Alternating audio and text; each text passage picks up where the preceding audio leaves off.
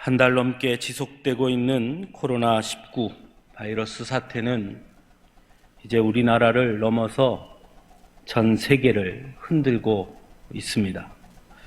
단순히 건강의 문제를 뛰어넘어 기존에 우리가 너무나 당연하게 여겼던 우리의 생활의 질서와 규칙들까지도 마구 흔들어 놓고 있습니다. 학생들의 개학이 3주 가까이 미루어지고 있고 사회의 각 분야에 지대한 영향을 끼치고 있습니다. 사람들이 모여 함께 진행했던 공연이나 문화 행사 그리고 스포츠 경기까지도 영향을 미치고 있으며 시장 질서에도 크다란 영향을 끼치고 있는 현실입니다.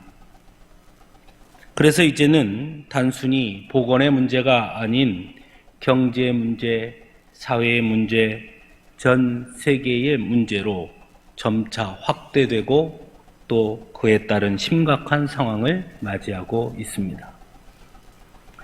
교회 역시 그 영향에서 자유롭지 못한 것이 사실입니다.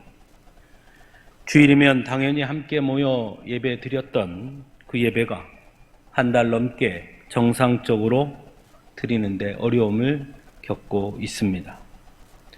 또한 그로 인한 갈등과 논쟁들은 교회 안에서 그리고 사회 속에서 점차 심화되고 있는 것 또한 사실입니다. 분명한 것은 기독교에 있어 예배는 그 무엇보다 중요하고 그 어떤 것에도 양보할 수 없는 너무나 중요한 가치이며 본질이라는 사실입니다. 그래서 오늘의 상황이 그저 지나치는 만한 상황이 아닌 매우 심각하게 받아들일 수밖에 없는 상황이고 또한 그래서 우리는 더 큰 혼란을 겪을 수밖에 없는 것 같습니다. 왜냐하면 예배란 우리의 사정에 따라 마음대로 연기하거나 취소할 수 있는 영역이 아니라고 우리는 그렇게 여겼기 때문입니다. 또한 그 말 또한 맞는 말입니다. 예배는 기독교에 있어 우리의 신앙에 있어 호흡과도 같은 것이며 결코 떼어놓을 수 없는 것이기 때문입니다. 그래서 지금 우리가 겪고 있는 이 현실은 우리를 더욱더 힘들게 하고 또 괴롭게 하는 것이 사실입니다. 어떤 분들은 우리의 가장 중요한 예배가 무너지는 것에 대한 안타까움을 넘어 분노를 표출하는 분들도 있는 것이 사실입니다. 예배를 위해서는 목숨도 아끼지 말아야 하는 것인데 그깟 바이러스에 이렇게 무너져서야 되느냐라고 말씀하시는 분들이 있는 것 또한 사실입니다. 본질적으로는 예배를 위해 목숨도 아끼지 말아야 한다는 것에는 모두가 동의한다고 저는 생각합니다. 믿음의 사람들이라면 말입니다. 하지만 이런 논쟁에 앞서 우리가 먼저 깊이 생각해야 할 것들이 있지 않을까 생각해 봅니다. 과연 예배를 우리는 어떻게 이해하고 있느냐 하는 것이죠.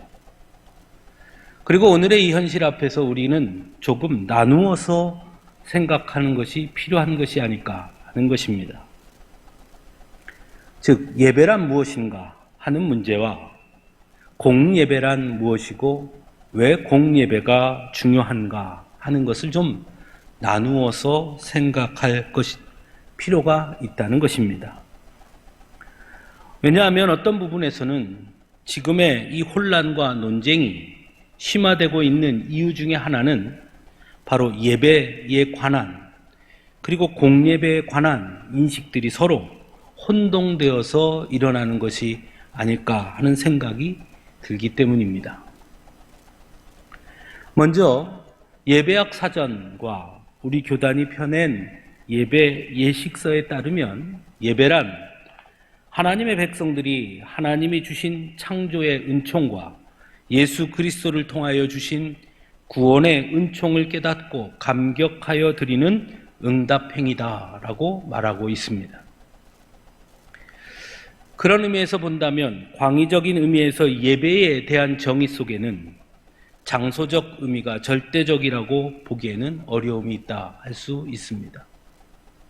비록 주일에 함께 모여서 드리는 공예배는 우리가 자유롭게 현재 드리지 못하고 있다 하더라도 각각의 삶의 자리에서 또는 영상을 통해 드리는 것 역시 하나님의 백성으로서 하나님이 주신 창조의 은총과 예수 그리스도를 통하여 주신 구원의 은총을 깨닫고 감격하여 드린다면, 그에 따른 응답의 행위로 하나님 앞에 엎드린다면 광의적 의미에서 그것은 분명한 예배라는 것입니다.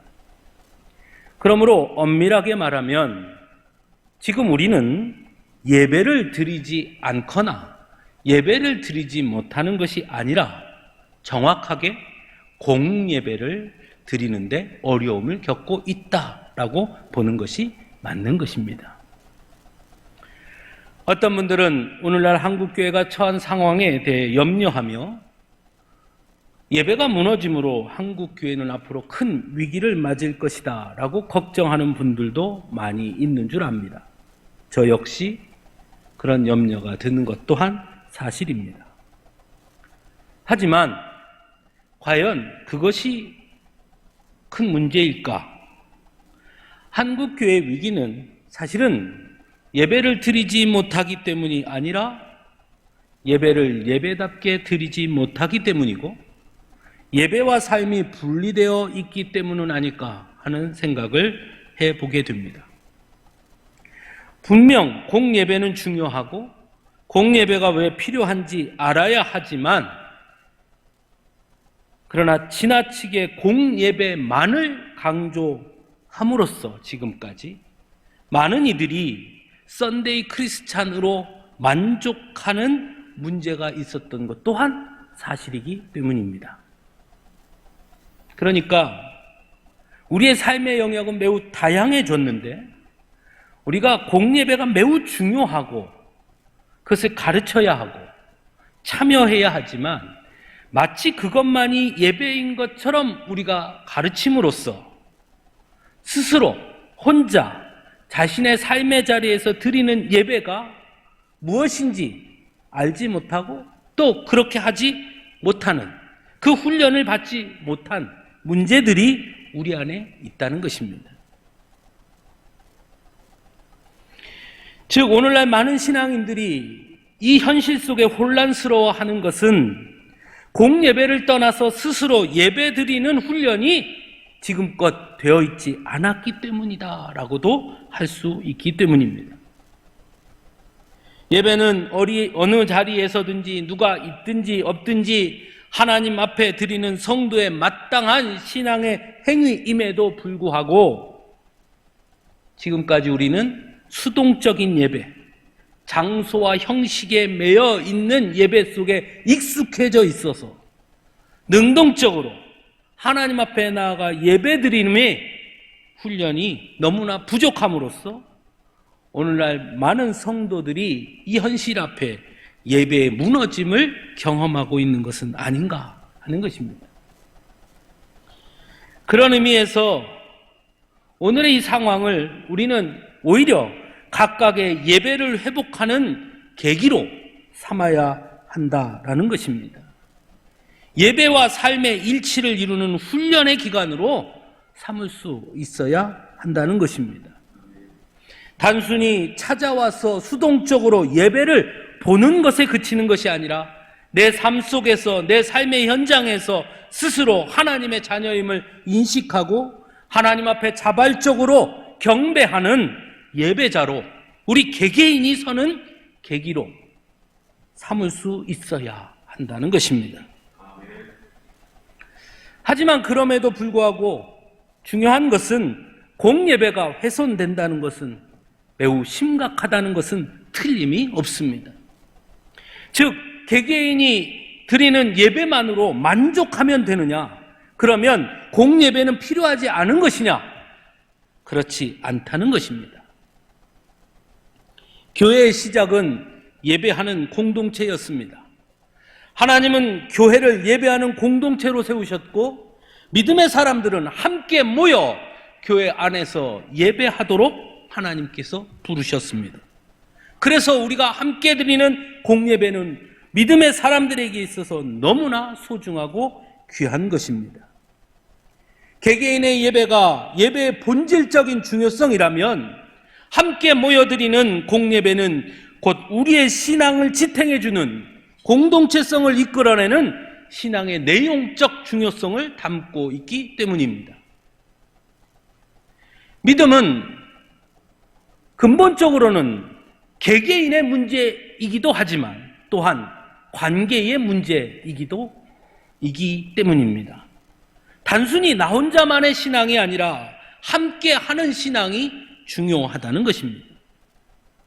서로 사랑의 교제를 나누고 섬기고 베풀고 위로하고 격려하고 때로 함께 울고 때로 함께 웃으며 하나님의 은혜를 서로 고백하고 증거하는 것이 곧 예배의 내용에 있어 본질만큼이나 중요한 것이고 신앙의 내용에 있어 그것 또한 너무나 중요한 것이기 때문에 공예배 안에서 그 모든 것들이 이루어질 때 공예배는 결코 소홀해 여길 수 없고 공예배를 포기한다는 것은 곧 그러므로 교회를 포기하는 것이고 하나님의 자녀라는 공동체성을 잃어버리는 위험에 처할 수 있다는 것입니다.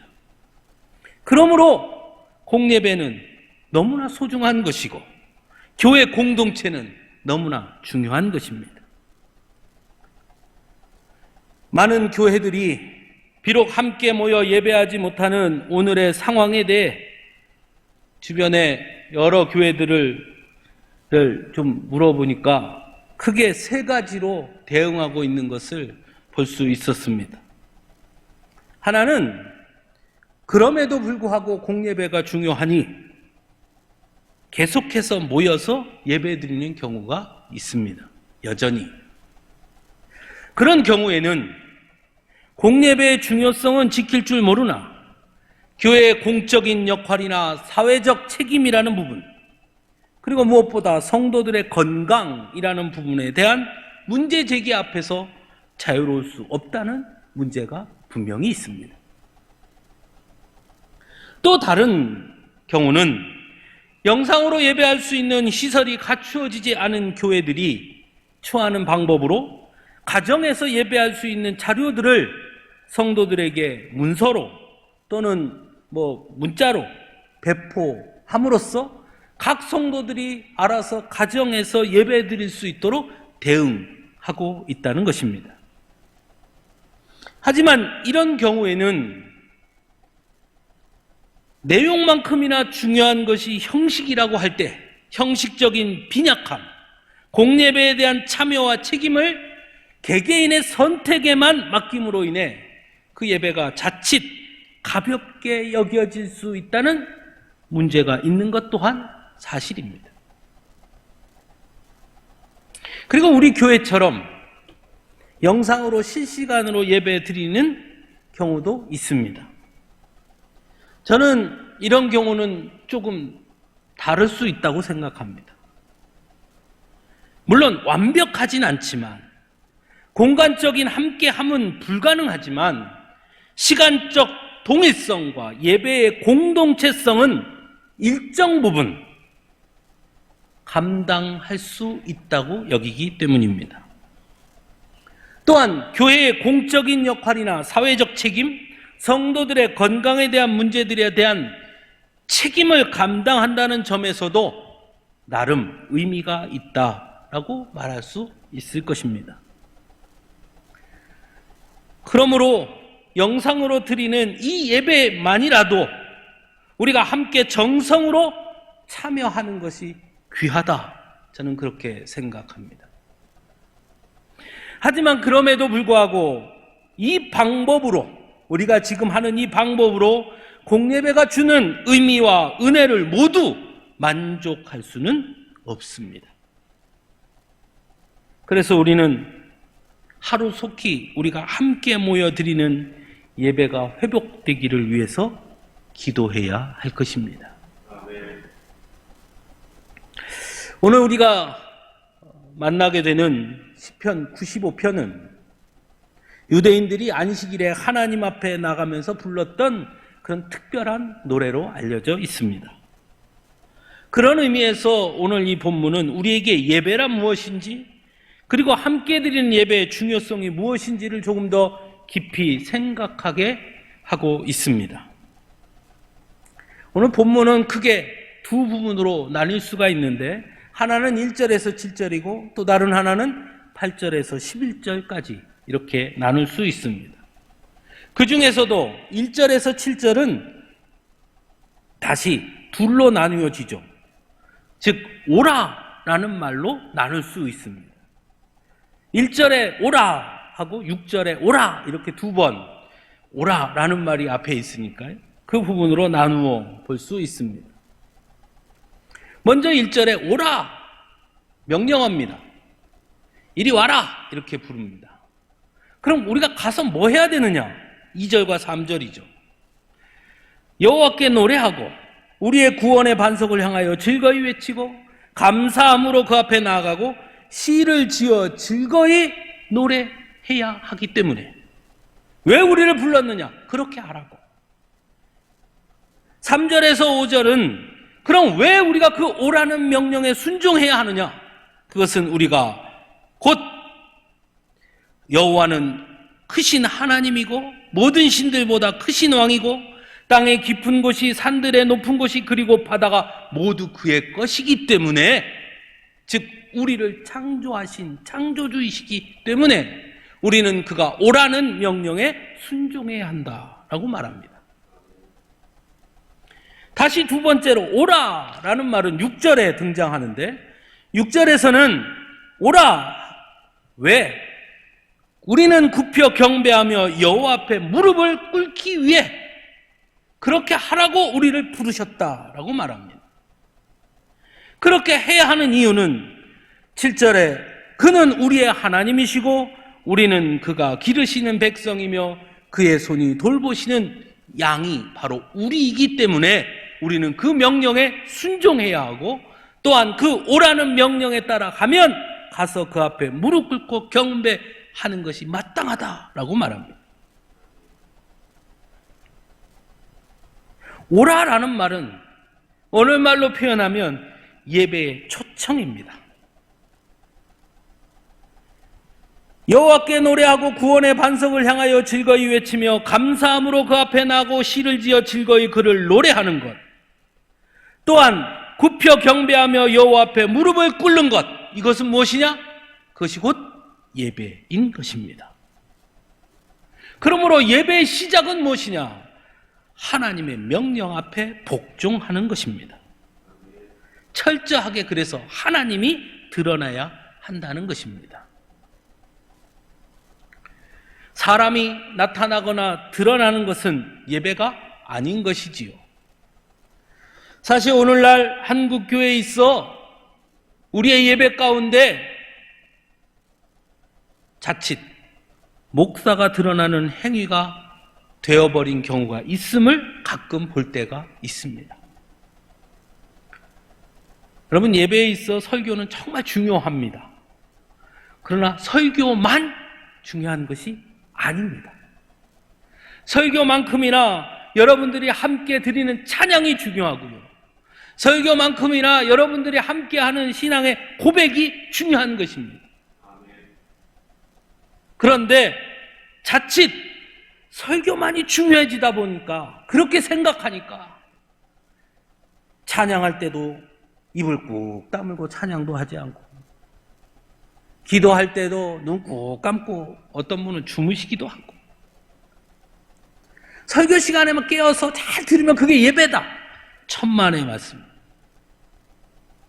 예배는 하나님 앞에 복종하는 것이고, 예배의 중요함은, 예배의 행위는 우리가 찬양하는 것, 고백하는 것, 기도하는 것, 헌금을 드리는 것, 우리가 앉았다 일어서는 것까지도 모두가 다 매우 중요한 예배의 행위라는 것을 잊지 말아야 합니다.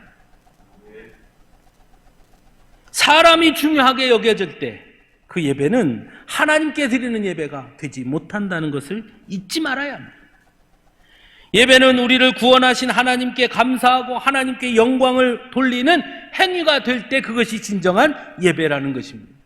그래서 구원의 반석을 향하여 즐거이 외치고 감사함으로 그 앞에 나아가며 노래해야 하는 것이 마땅한 것이죠.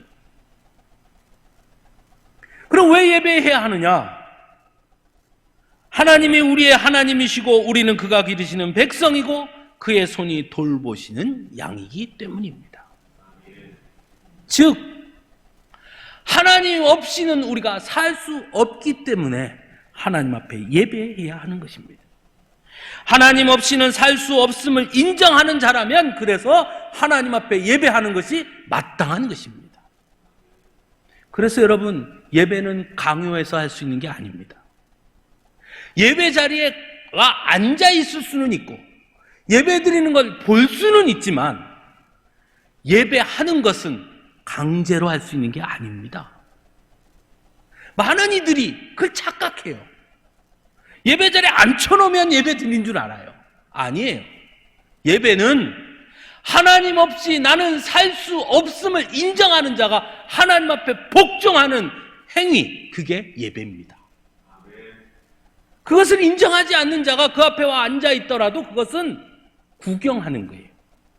예배 이렇게 드리는구나.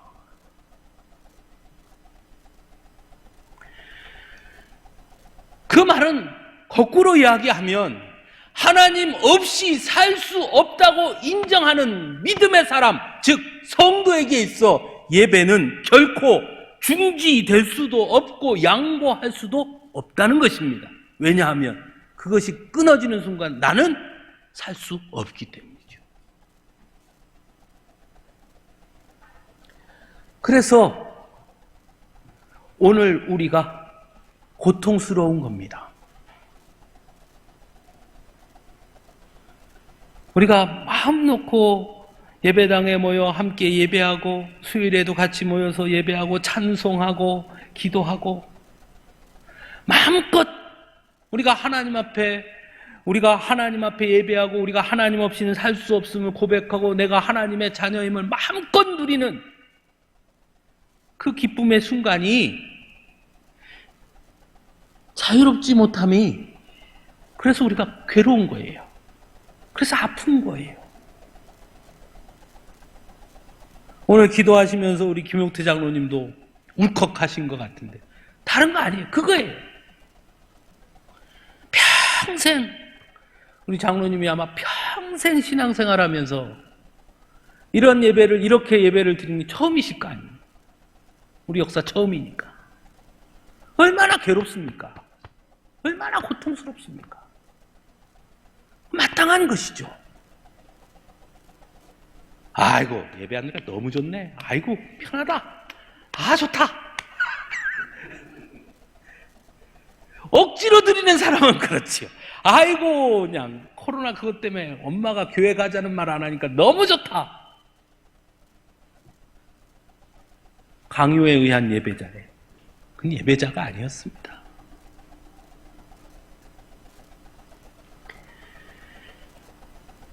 그 다음에 8절에서 11절 말씀을 봅니다. 갑자기 분위기가 바뀌어서 무리바와 마사의 이야기가 등장합니다.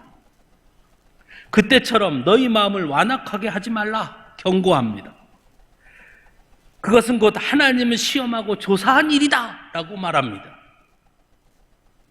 무리바 마사 이야기는 여러분 잘 알듯이 출애굽기 17장에 등장하는 사건인데 이스라엘 백성들이 광야에서 방황할 때 마실 물이 없어서 괴로워했던 사건이었습니다. 사람은 물이 없으면 살 수 없죠. 그래서 이스라엘 백성들은 하나님을 원망했습니다. 도대체 물이 없는 이 광야로 우리를 이끈 것은 결국 우리를 죽게 하려고 한 것 아니냐? 하나님 앞에 불평했고 불만을 토로했습니다. 어떤 이들은 이제 우린 죽었구나 낙심했고 또 어떤 이들은 차라리 애굽으로 돌아가자라고 말하기도 했고 그래서 서로 다투기도 했습니다. 저는 이 무리바와 마사의 이야기를 보면서 오늘날 우리들의 모습을 봅니다.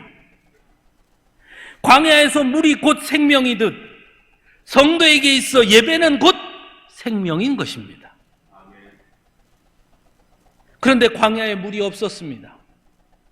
마치 오늘날 우리가 공예배를 드리지 못하는 것처럼 마땅히 있어야 할 일인데, 마땅히 너무나 필요한 것인데 그것에 문제가 생기고 말았습니다.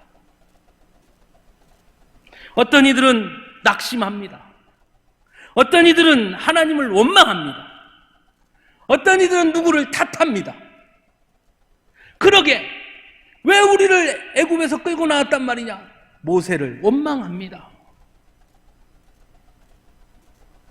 이제 와서 어떤 이들은 그러게 왜 처음부터 교회가 좀 적극적으로 나서지 못했냐? 왜 교회가 처음에 너무 쉽게 양보했느냐? 왜 신천지를 그냥 놔뒀느냐? 다 교회 책임이다. 그렇게 말하는 분도 있습니다. 서로 원망하고 서로 다투고 서로 논쟁을 벌이기도 합니다. 하지만 중요한 것은 우리가 잘 알듯이 무리바와 마사에서도 하나님은 이스라엘 백성들에게 은혜를 베풀어 주셨다는 사실입니다. 그들을 떠나지 아니하였고 그 순간에도 하나님은 그들과 함께 하셨으며 결국 그들에게 생수를 주셨습니다. 사랑하는 성도 여러분, 무리바와 마사에서 함께 하셨던 하나님이 저는 지금 우리와도 함께 하신다고 믿습니다. 광야에서 물이 없어 이스라엘 백성들이 곤고했듯이 비록 지금 함께 예배하지 못함으로 인해 고통스럽고 아플지라도 하나님은 그럼에도 불구하고 우리와 한국 교회와 함께 계심을 저는 믿습니다.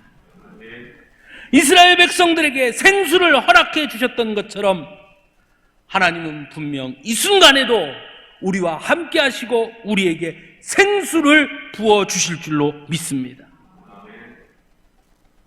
그러므로 우리는 서로 다투고 원망하고 낙심하고 할 것이 아니라 그럼에도 불구하고 더욱 하나님을 의지하고 하나님을 찬양하며 구원의 반석이신 주님을 향하여 나아갈 수 있게 되기를 간절히 바랍니다. 그러면 하나님이 부어주십니다.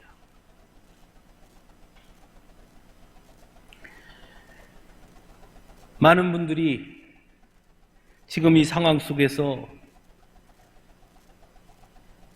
과연 우리는 어떻게 해야 하는가 근심하고 고민하고 염려하는 줄 압니다. 목사님들 사이에서도 만나면 매일 이런 얘기, 요즘 이 상황 속에서 과연 우리가 어떻게 해야 하는가, 이런 얘기들을 항상 만날 때마다 나누게 됩니다. 어떤 분들은 이렇다, 어떤 분들은 저렇다, 각각의 입장들을 내어놓기도 합니다. SNS에도 보면 수없이 많은 글들이 올라오는 것을 보게 됩니다. 저 역시 개인적인 의견도 있고 제 나름대로 또 의견들, 생각들이 분명히 존재합니다. 그러나 그런 생각을 해보게 됩니다. 지금은 서로 그렇게 자신의 주장을 내세울 때가 아니라 지금은 우리가 하나님 앞에 우리의 예배를 천천히 돌아보는 시간으로 삼아야 할 때다. 이러쿵저러쿵 문제 제기하는 것은 이 상황이 맞춰진 다음에 반성하고 돌아보며 하나하나 점검해야 하지만 지금 이 순간에 무엇 때문이다, 어떻게 해서 그렇다, 무엇이 문제다 자꾸 논쟁하는 것은 결국 성도들에게 혼란을 줄 뿐이다. 여러분도 마찬가지입니다. 일희일비하지 마시고, 뉴스를 보니까 우리 교단의 큰 교회인 동안교회에서 수련회를 해가지고 거기에서 또 감염된 사람들이 나오기도 하고, 부천의 어느 교회에서도 그랬고, 성남의 어떤 교회도 예배 드렸는데 거기에 확진자가 예배를 같이 드려가지고 그게 또 전염이 돼서 몇 명이 양성 반응이 나타나고 이런 얘기들이 나오죠. 그래서 또 어떤 지자체에서는 강제로 예배를 중지시키겠다, 어쩐다, 이런 얘기들도 많이 나오죠.